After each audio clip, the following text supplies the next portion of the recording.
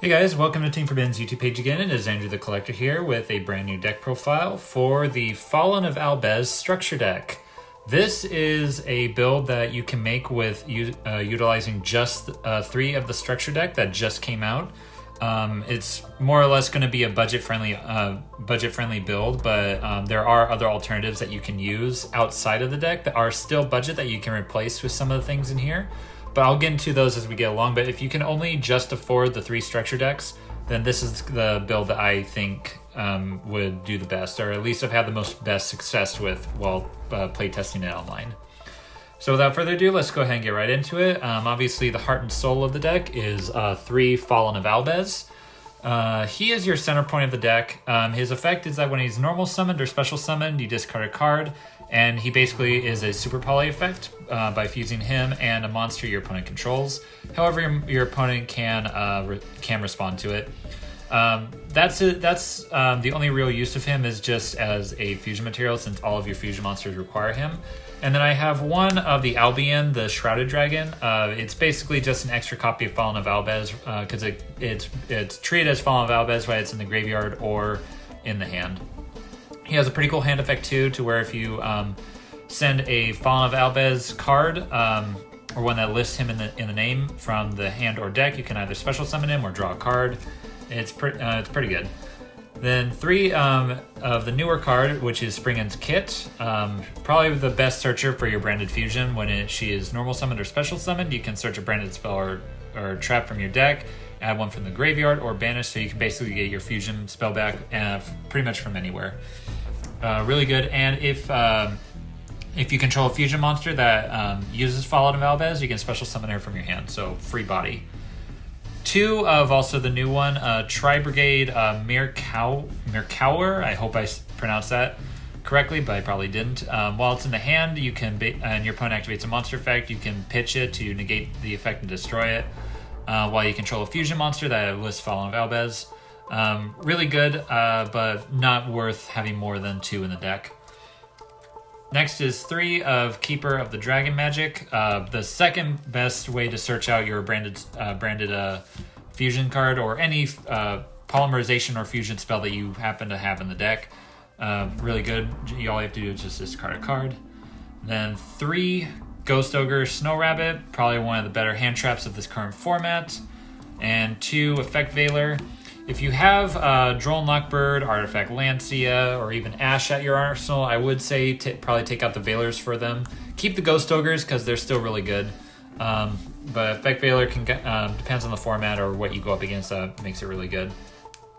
And going up with the Fallen of Albaz effect for the Super Poly, I am running the Kaiju package of 3 Radiant and 3 Thunder King. Not only is it good for fusion material for Fallen of Albaz, but it's also just good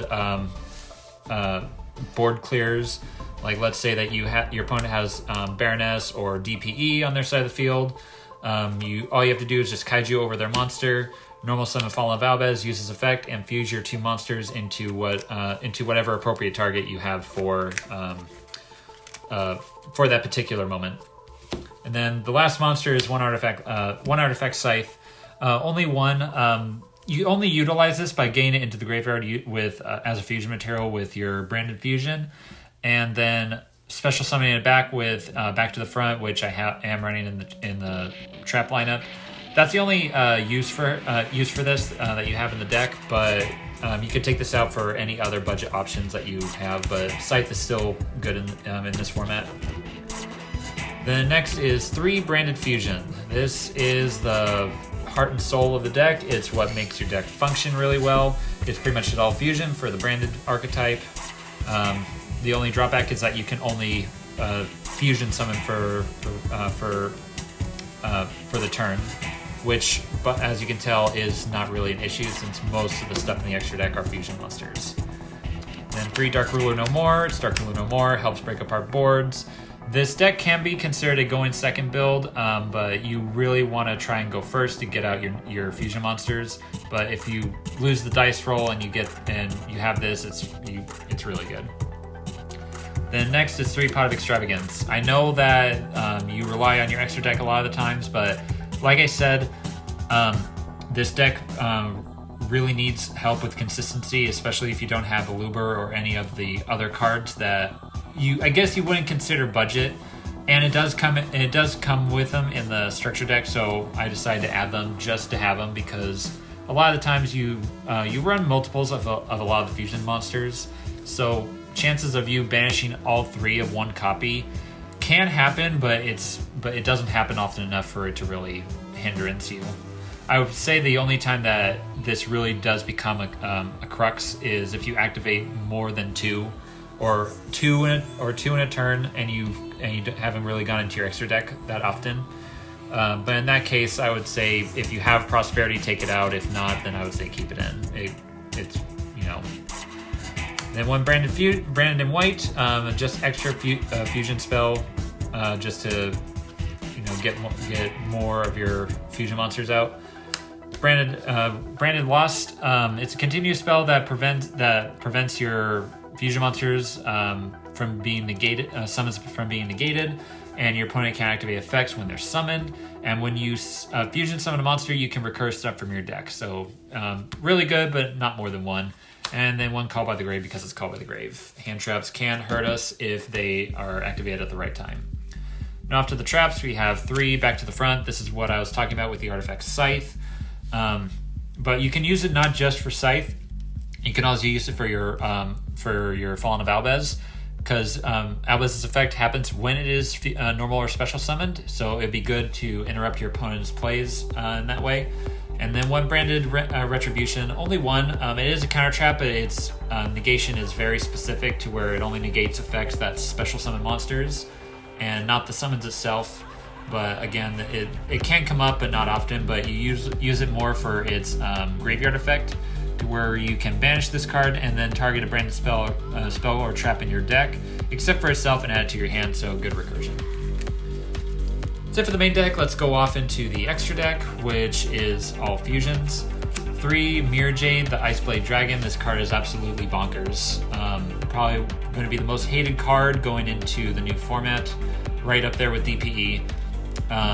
Mirror Jade's effect is, its summoning conditions are Fallen of Albaz plus a Fusion, Synchro, Exceed, or Link monster. No pendulums, keep that in mind. So good if you are running Super Poly, or just using Albaz as a straight effect. While it's face up on the field, during either player's turn, which is a quick effect, you can send a Fusion monster from your extra deck to banish a card non-targeting that your opponent controls. And that's really good, but its main effect or main reason why it's so good is its last effect, to where if this card leaves the field by your opponent by any means, whether it's spun back, whether it's destroyed, whether it's banished, if it leaves the field by your opponent's card of any means during the end phase, all your opponent's monsters get destroyed. That in and of itself makes it extremely broken and a real pain in the ass to deal with. Now 3 of the newer dragon is Lebion, the Syrian dragon, and I might as well throw out Albion because they more or less have the same effect. Syrian's effect is slightly different because you can also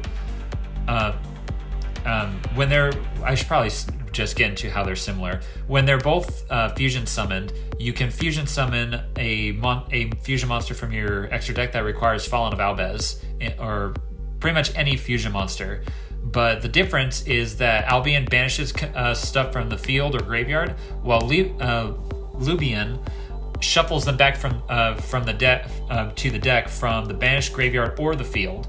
So a little bit more flexibility for this. Only I believe that Lebion requires it to be a fusion. No, it can be fusion summon 1 level 8 or lower fusion monster from your extra deck. You accept itself by shuffling fusion materials mentioned in it into the deck, monsters among them from the graveyard, or face it banished.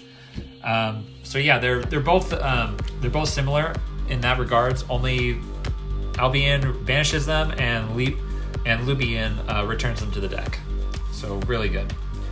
Then the other ones are just 2 of the Sprind, the Iron Dash Dragon. I swear some of these names are really ridiculous. Titaniclad, and the Brigand, the Glory Dragon. Titaniclad is going to be the second most is going to be the most summoned dragon out of these three because its effect is really good to gain attack and then being unaffected by special summon monsters' effects for the turn it's summoned. Glory Dragon is good, is decent because it prevents your opponent from targeting any other monster with card effects. But Iron Dash Dragon is only good to send off of Albion's effect, or I'm sorry, Ice Dragon's effect. Because its graveyard effect is that when it's sent there, you can special summon a Spriggan's monster directly from your deck to your side of the field, which is, hint, hint, your kit, because when she's special summoned, you can basically retrieve your Branded Fusion to get more of that recursion. And you aren't really going to summon it out anyway because its materials are one Fallen of Albaz and one effect monster that was special summoned this turn. That's incredibly specific, so you only really use it for its graveyard effect. The other ones are more generic, where Titaniclad material, aside from Fallen of Albaz, it's a monster with 2,500 or more attack, and then Glory Dragon is a level 8 or higher monster. So, a little bit more flexibility with that, which is why you'd be getting these out more than the Dasher. But guys, that is it for the deck profile. There are a bunch of different budget options that you can use if you want to go that route. For example, the deck also comes with Necrofusion, Dimensional Barrier, there can be only one, Warning Point.